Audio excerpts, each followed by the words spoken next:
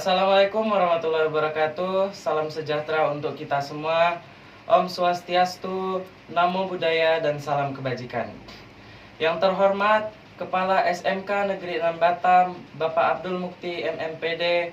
Yang terhormat Ibu Sri Rahayu SPD selaku pembimbing dan guru bahasa Indonesia saya.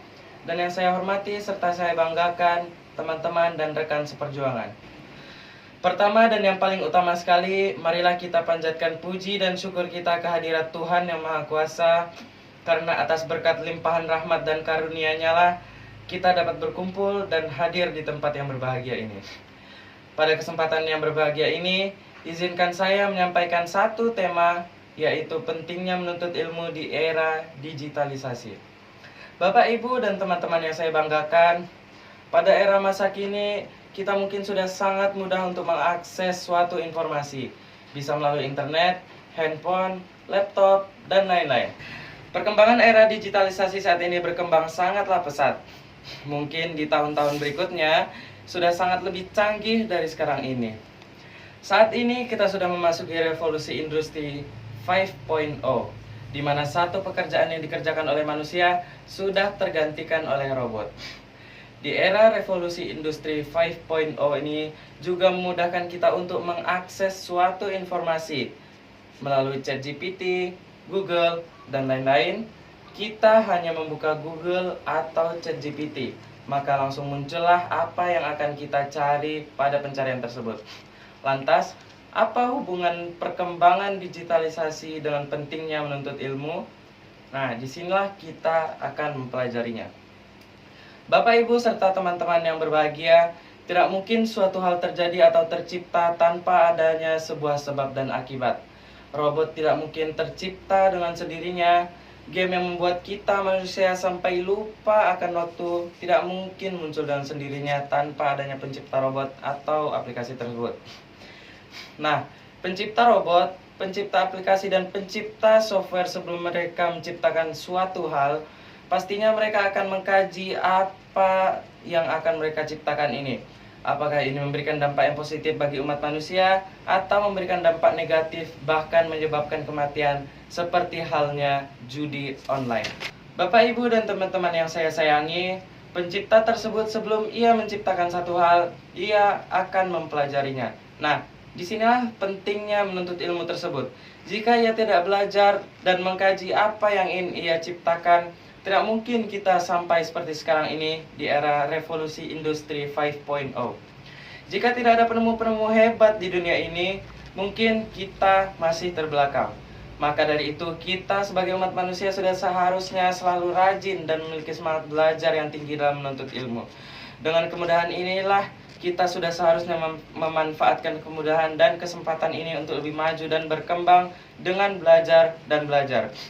Dibandingkan dengan orang terdahulu, mereka jika ingin memperoleh suatu informasi, mereka harus mengirimkan satu utusan atau melihat dan mendengar informasi tersebut secara langsung. Namun, mereka memiliki semangat belajar yang tinggi. Nah, semangat inilah yang harusnya kita contoh dan kita tiru di saat kemudahan kita dalam mengakses suatu informasi. Bapak, Ibu, dan teman yang berbahagia, mungkin Bapak dan Ibu serta teman semua pernah mendengar pepatah ini. Tuntutlah ilmu hingga ke liang lahat, atau tuntutlah ilmu hingga ke negeri Cina.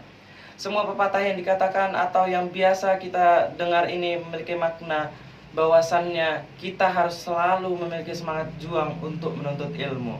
Walaupun kita dalam kondisi serba kekurangan, tapi kita memiliki semangat yang tinggi untuk belajar, pasti akan diberikan kemudahan dan kelancaran dalam menuntut ilmu. Kita juga harus mencontoh semangat belajar orang terdahulu dan para pejuang. Mereka yang memiliki kondisi serba kurang, namun memiliki semangat belajar yang tinggi. Pada akhirnya mereka pun mampu ke jenjang pendidikan yang lebih tinggi, dan mereka pun membagikan ilmu mereka kepada yang lain. Bapak, Ibu, dan teman yang berbahagia, bicara tentang membagikan ilmu, ada satu hadis yang mengatakan bahwasannya Rasulullah SAW, beliau berkata, ada 3 amalan yang tidak akan terputus dan terus mengalir, walaupun orangnya sudah tidak ada atau meninggal. Amalan yang pertama adalah doa kedua orang tua, doa anak-anak yatim, dan yang ketiga adalah ilmu yang bermanfaat. Nah, jika kita memiliki cukup ilmu dan kita bagikan ke teman-teman yang belum mengerti, maka ini adalah satu amalan yang akan terus mengalir dan menjadi satu kebaikan. Bahkan jika kita sudah meninggal pun, amal itu akan terus mengalir hingga sampai pada hari akhir.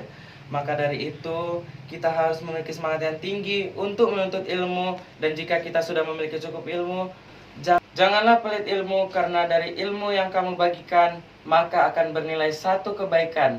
Dan jika ilmu itu terus diajarkan, maka kebaikan itu akan terus mengalir. Bapak, Ibu, dan teman yang saya sayangi, di penghujung pidato kali ini ada satu hadis lagi yang mana Rasulullah SAW berkata, menuntut ilmu adalah suatu kewajiban bagi semua umat muslim dan muslimat serta seluruh umat manusia.